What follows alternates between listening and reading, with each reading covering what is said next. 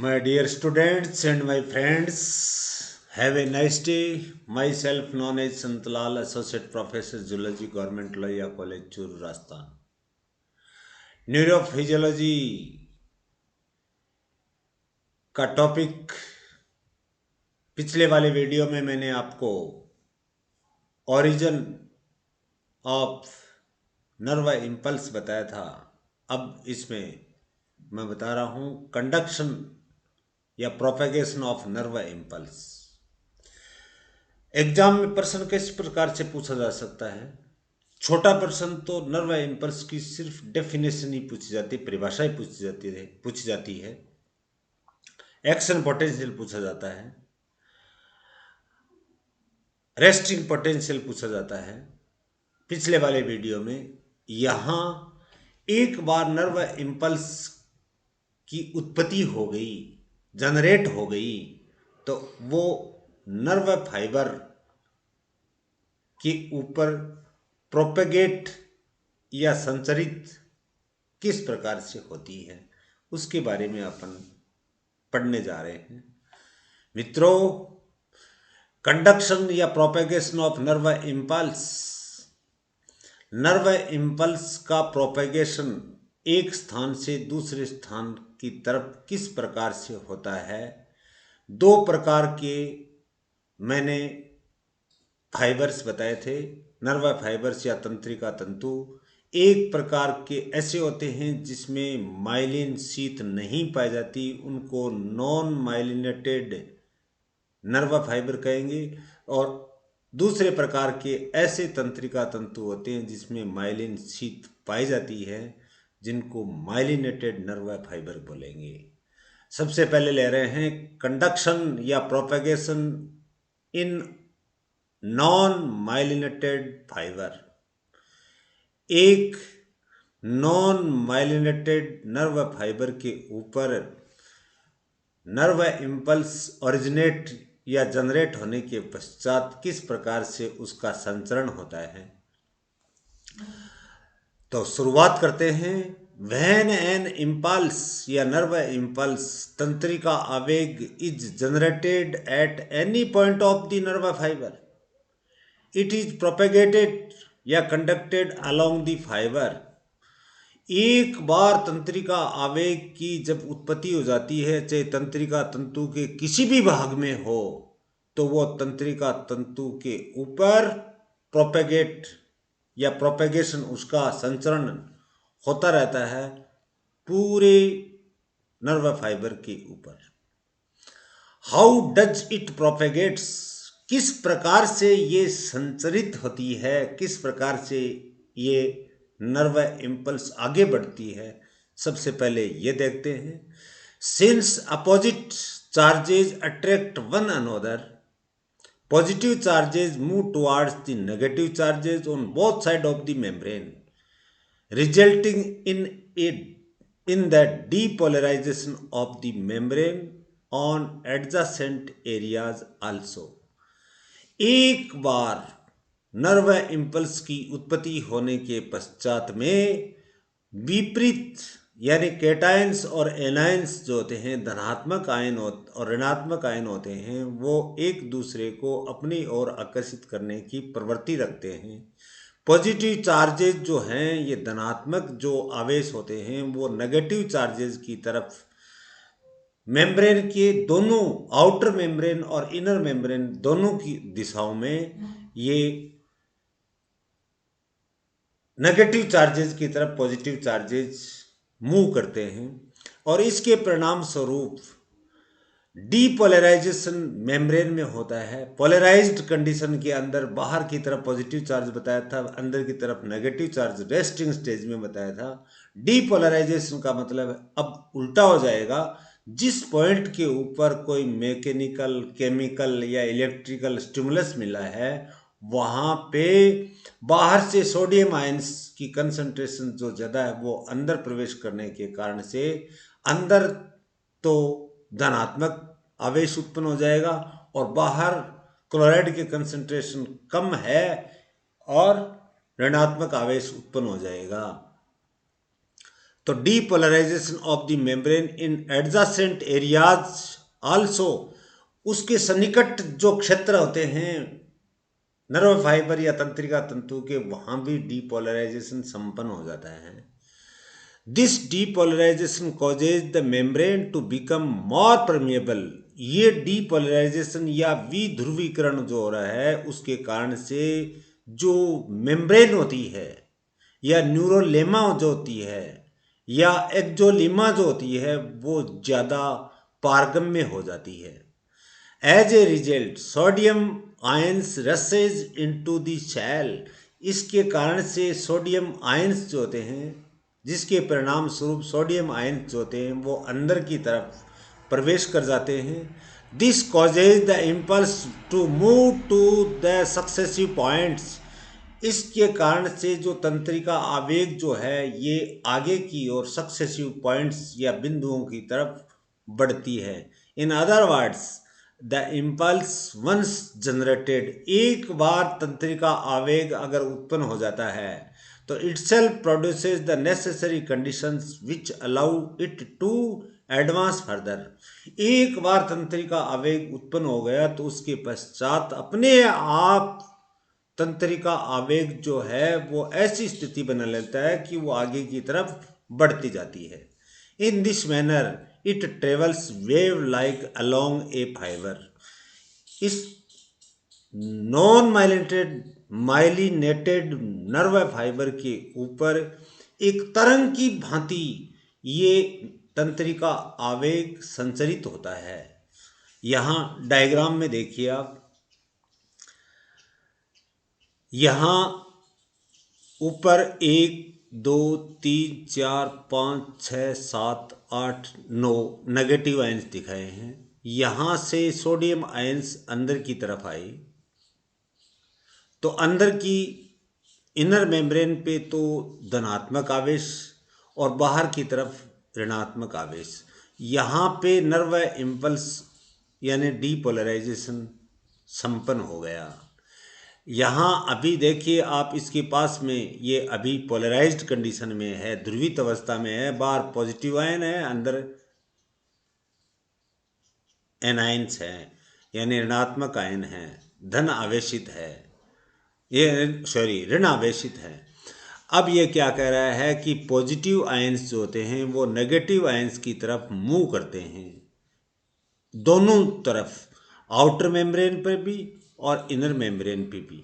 ये दूसरा है, ये एक आउटर मेम्ब्रेन है, ये इनर मेम्ब्रेन है। दोनों दिशाओं में ये एक दूसरे को अपनी ओर आकर्षित करते हैं, यानी कि पॉजिटिव आयंस एनायंस यानी कि ऋणात्मक आयन की तरफ गमन करने लग जाते हैं।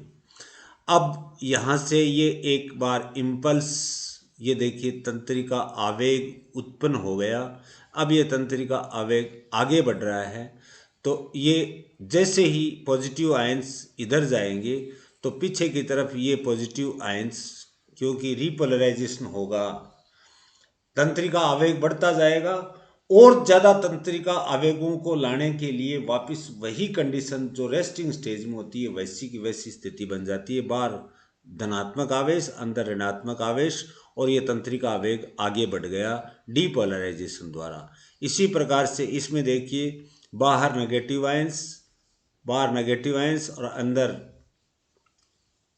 कैटायंस या पॉजिटिव आयंस, यानी बाहर की झिल्ली ऋणात्मक, अंदर की झिल्ली धनात्मक होती है। तो ये तंत्रिका आवेग इस तंत्रिका तंतु के ऊपर एक बार जनरेट होने के पश्चात आगे की ओर बढ़ती जाती है। तीनों डायग्राम के अंदर मैंने दिखाया है आपको। इम्पल्स का यहाँ एक बार ओरिजिन हुआ, उसके बाद में ये आगे की ओर बढ़ रही है, जिसको तीर के निशान से ये देखिए तीनों जगह एरो से मैंने आपको इंडिकेट किया है। और यहाँ लिखा है opposite charges attract one another. विपरीत जो आवेश होते हैं वो एक दूसरे को आकर्षित करते हैं, लेकिन नेगेटिव आयंस की तरफ पॉजिटिव आयन मूव करते हैं, ध्यान रखना। ये है पैसेज ऑफ एन इम्पल्स। ये तंत्रिका आवेग जो उत्पन्न हुआ वो तंत्रिका आवेग आगे की ओर बढ़ रहा है, ये मार्ग दिखाया है। नेक्स्ट, कंडक्शन या प्रोपेगेशन इन ए माइलिनेटेड नर्व फाइबर, जिनमें माइलिन शीत पाई जाती है उसमें किस प्रकार से होगा, ये बताया था मैंने शुरुआती के वीडियो के अंदर कि माइलिन शीत कुछ अंतरालों के बाद आपस में टूटी हुई होती है, ब्रोकन होती है, और उस ब्रोकन पार्ट को, ये देखिए, ब्रोकन पार्ट को बोलते हैं नोड ऑफ रेनवायर। नोड ऑफ रेनवायर, यहाँ पॉजिटिव आयन है, ये ऋणात्मक नेगेटिव आयन की तरफ मूव कर रहा है, तो अंदर पॉजिटिव आयन आ गया, और ये यहाँ इधर आ गया पॉजिटिव आयन, तो यहाँ अंदर की तरफ ऋणात्मक आवेश आ गया। अब ये पॉजिटिव चार्ज नेगेटिव चार्ज की तरफ इधर आता है और ये पॉजिटिव चार्ज इधर आता है, तो वापस स्थिति ये हो जाएगी कि यहाँ पॉजिटिव चार्ज और यहाँ नेगेटिव चार्ज उत्पन्न हो जाएगा, और ज़्यादा अत्यधिक मात्रा में तंत्रिका आवेगों को लाने के लिए। तो यहाँ तंत्रिका आवेग का क्या हो रहा है, जंप कर रहा है, जंप, लीप कर रहा है। इस प्रकार के प्रोपेगेशन ऑफ नर्व इम्पल्स को साल्टेटरी प्रोपेगेशन या वल्गी संचरण बोलते हैं। उछल करके, कूद करके एक नोड ऑफ रेनवायर से दूसरे नोड ऑफ रेनवायर की तरफ पॉजिटिव आयंस या कैटायंस या सोडियम आयंस ऋणात्मक आयन यानी कि एनायन की तरफ जा रहे हैं। Myelinated nerve fibre are covered by a lipoprotein rich lipid rich myelin sheath which is broken at the node of रेनवायर।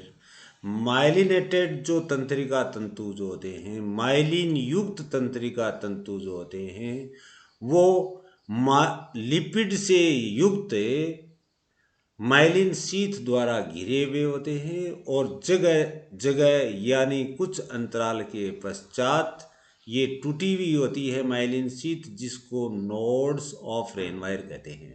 Accordingly the impulse, तद अनुसार द तंत्रिका आवेग जो होता है या एक्शन पोटेंशियल होता है, यहाँ फ्लो बाय जंपिंग, इम्पल्स का प्रवाह जो होता है वो जंपिंग के द्वारा होता है, जिसका दूसरा नाम है लीपिंग।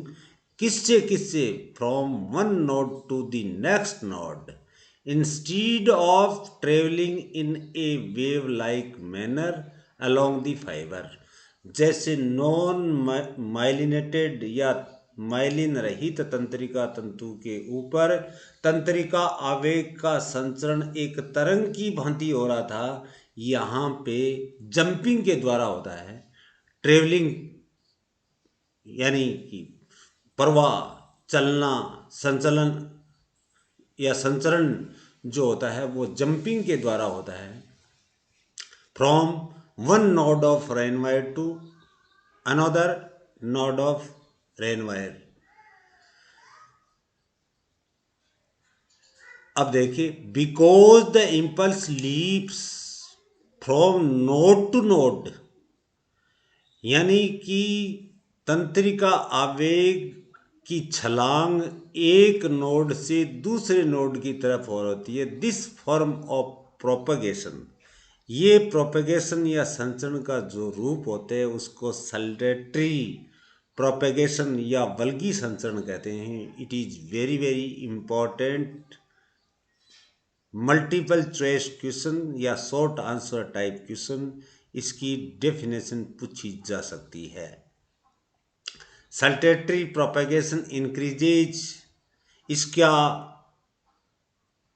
इसकी सिग्निफिकेंस क्या है, इसकी सार्थकता क्या है, ये क्या कह रहा है increases the speed of the impulse, ये तंत्रिका आवेग की गति को बढ़ावा देता है, क्योंकि नोड ऑफ रेनवायर से नोड ऑफ रेनवायर पे लिपिंग कर रहा है, जंप कर रहा है तंत्रिका आवेग, because only the membrane at the node of Ranvier must undergo depolarisation.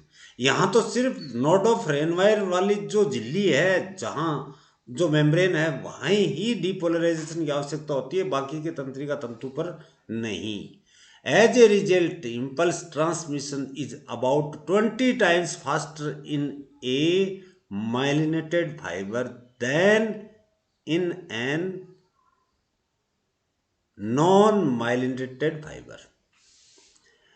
In a आना चाहिए, एन गलत है क्योंकि ये यहाँ नॉन आ रहा है, तो in a non myelinated fibre.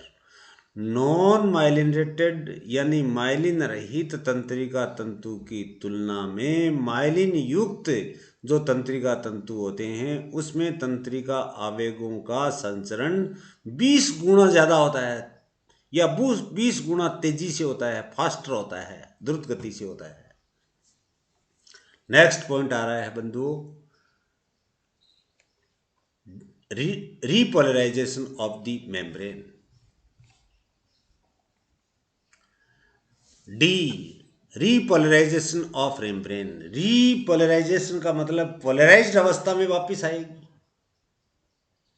यहाँ मैं आपको 3 पहले डायग्राम बता देना चाहता हूँ कि पिछले वाले वीडियो के अंदर मैंने रेस्टिंग स्टेज के बारे में जिक्र किया था कि सदैव विश्रामावस्था के अंदर मेम्ब्रेन जो होती है वो बाहर से धनात्मक रूप से आवेशित, पॉजिटिवली चार्ज होती है। ये देखिए एक्स्ट्रा सेलुलर फ्लूइड के अंदर सोडियम आयंस हैं, क्लोराइड आयंस भी पाए जाते हैं लेकिन मात्रा कम होती है, और अंदर से ये नेगेटिवली चार्ज होते हैं, ऋणात्मक रूप से आवेशित होती है। कौन? ये झिल्ली, या इसको आप एक्जोलिमा बोलो, एक्जोन के ऊपर है। ये देखिए बाहर की तरफ पॉजिटिव चार्ज, अंदर की तरफ negative charge. This is resting stage. Depolarization के अंदर क्या हो रहा है, सोडियम आयंस जो एक्स्ट्रा सेलुलर फ्लूइड्स में प्रवेश करते जो पाए जाते हैं वो प्लाज्मा मेम्ब्रेन को भेदते हुए प्लाज्मा मेम्ब्रेन नहीं, न्यूरोलेमा या एक्जोलेमा जो झिल्ली है उसको पार करते हुए अंदर की तरफ आते हैं। पोटेशियम ऑलरेडी अंदर की तरफ उपस्थित पहले से ही है, तो बाहर चार्ज कैसा बन जाएगा, नेगेटिव। इधर भी देखिए बाहर नेगेटिव, अंदर पॉजिटिव चार्ज बन जाएगा। झिल्ली के आंतरिक सतह पर धनात्मक आवेश और बाहर सतह पर ऋणात्मक आवेश, इसको डीपोलराइजेशन कहते हैं। अब रीपोलराइजेशन में इसकी क्षतिपूर्ति यानी कि वापस अपनी वास्तविक स्टेट में कब आएगी? सोडियम आयंस तो अंदर पड़े हैं, लेकिन अंदर पड़े हुए जो पोटेशियम आयंस हैं जो धनात्मक या कैटायंस होते हैं, ये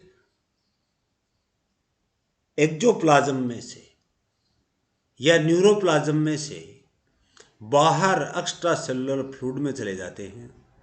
इसके कारण से पोटेशियम आयंस जो कैटायंस होते हैं, धनात्मक आयंस होते हैं, इनके कारण से वापस बाहर की तरफ पॉजिटिव चार्ज और अंदर की तरफ नेगेटिव चार्ज उत्पन्न हो जाता है। तो ये है रीपोलराइजेशन, यानी पोलराइजेशन कंडीशन वापस प्राप्त करना। एक सोडियम और पोटेशियम आयन का एक्सचेंज होता है पंप के द्वारा, जिसमें ऊर्जा की आवश्यकता होगी, और एक्सचेंज का मतलब है कि पोटेशियम आयन वापस एक्स्ट्रा सेलुलर फ्लूइड से या आउटर मेम्ब्रेन से इनर मेम्ब्रेन की तरफ, और सोडियम आयंस इनर मेम्ब्रेन से आउटर मेम्ब्रेन की तरफ, आपस में दोनों का विनिमय होता है, एक्सचेंज होता है। इसके कारण से भी बाहर आउटर मेम्ब्रेन पॉजिटिवली चार्ज हो जाएगी, धनात्मक आवेशित हो जाएगी, और अंदर की भित्ति या झिल्ली ऋणात्मक आवेशित हो जाएगी। दोनों तरफ देखिए आप, इसको बोलते हैं sodium potassium exchange pump. Movement of ions at a single point on the nerve fibre. एक सिंगल पॉइंट के ऊपर मूवमेंट ऑफ आयंस हो रहे हैं हर जगह। देखिए, एक ही भाग में छोटे छोटे टुकड़े लेकर के मैंने 4 चित्रों के डायग्राम के द्वारा आपको समझाने का प्रयास किया है।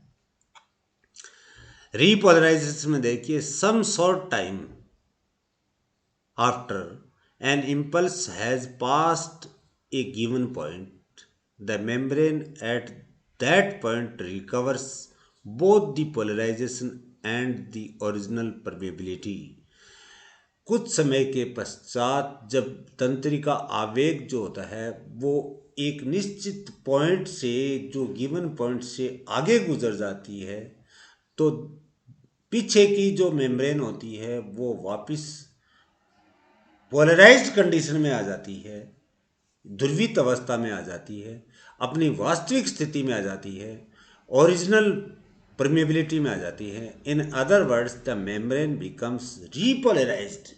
दूसरे तरीके से इसको ये कह सकते हैं कि मेम्ब्रेन रीपोलराइज्ड हो जाती है, पुनः ध्रुवित हो जाती है। हाउ दिस टेक्स प्लेस, किस प्रकार से ये संपन्न होता है? Positively charged potassium ions, repolarisation में देखिए पोटेशियम आयन बाहर निकल रहे हैं। Positively charged potassium ions, potassium ions जो होते हैं वो धनात्मक रूप से आवेशित होते हैं, begin to flow out from inside the cell. जो नर्व सेल जो होती है उसमें से पोटेशियम आयंस बाहर एक्स्ट्रा सेलुलर फ्लूइड में जाने लग जाते हैं। When potassium ion reach outside of the membrane, जब आउटसाइड ऑफ द मेम्ब्रेन के अंदर पोटेशियम आयन चले जाते हैं, they initiate the process of repolarization. अब चालू हो जाता है रीपोलराइजेशन का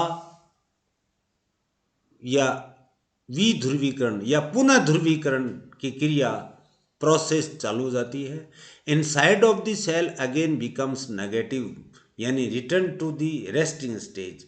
अब सेल की जो या मेम्ब्रेन की जो अंदर की भित्ति जो है या इनर मेम्ब्रेन जो है वो ऋणात्मक रूप से आवेशित हो जाती है, यानी रेस्टिंग स्टेज में पहुंच जाती है, यानी अपनी विश्रामावस्था में पहुंच जाती है, जिसमें बाहर की तरफ धनात्मक और अंदर की तरफ ऋणात्मक आवेश या आउटर मेम्ब्रेन पॉजिटिवली चार्ज धनात्मक आवेशित होती है और इनर मेम्ब्रेन ऋणात्मक आवेशित होती है।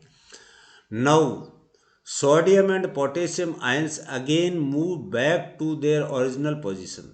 सोडियम और पोटेशियम आयंस का जो विनिमय हुआ, वो जो प्रवाह हुआ था कि सोडियम आयन तो एक्स्ट्रा सेलुलर फ्लूइड से अंदर आए और पोटेशियम आयन बाहर गए, अब अपनी वापस पुनः उसी अवस्था में आने की प्रवृत्ति रखते हैं कि पोटेशियम आयन तो वापस अंदर चले आए और सोडियम आयंस आउटर मेम्ब्रेन या एक्स्ट्रा सेलुलर फ्लूइड में पहुंच जाएं। Now sodium and potassium ion again move back to their original position, वास्तविक स्थिति के अंदर पहुंचने का प्रयास करने लग जाते हैं। This mechanism is called sodium potassium exchange pump. ये क्रियाविधि जो है ये सोडियम पोटेशियम एक्सचेंज पंप कहलाती है, because it transport sodium out of the cell, क्योंकि सोडियम आयंस जो होते हैं वो कोशिका से पार, at the same time also moves potassium back into the cell, और उसी समय पोटेशियम आयन ये देखिए अंदर प्रवेश कर रहे हैं, अंदर प्रवेश कर रहे हैं। सोडियम आयंस बाहर की तरफ निकल रहे हैं, आउटर मेम्ब्रेन की तरफ या एक्स्ट्रा सेलुलर फ्लूइड की तरफ। Against concentration gradient bye expenditure of energy, concentration gradient के विरुद्ध जिसमें ऊर्जा की या सांद्रता प्रवणता के विरुद्ध जिसमें ऊर्जा की आवश्यकता पड़ती है, the nerve impulse is thus a self propagative.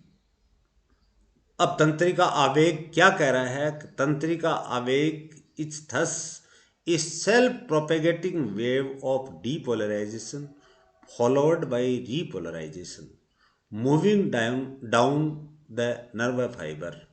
अब जो तंत्रिका आवेग जो है ये अपने आप एक बार प्रारंभ होने के बाद में नॉन माइलिनेटेड नर्व फाइबर में तरंग के रूप में पहुंचती है और माइलिनेटेड के अंदर ये साल्टेटरी या लिपिंग के द्वारा पहुंचती है और डीपोलराइजेशन करने के पश्चात ये वापस अपनी रीपोलराइजेशन अवस्था में पहुंच जाती है। तंत्रिका तंतु अपनी पुनः स्थिति में आ जाता है by the process of repolarisation and sodium potassium exchange pump के द्वारा। Next, velocity of impulse transmission, यानी तंत्रिका आवेग की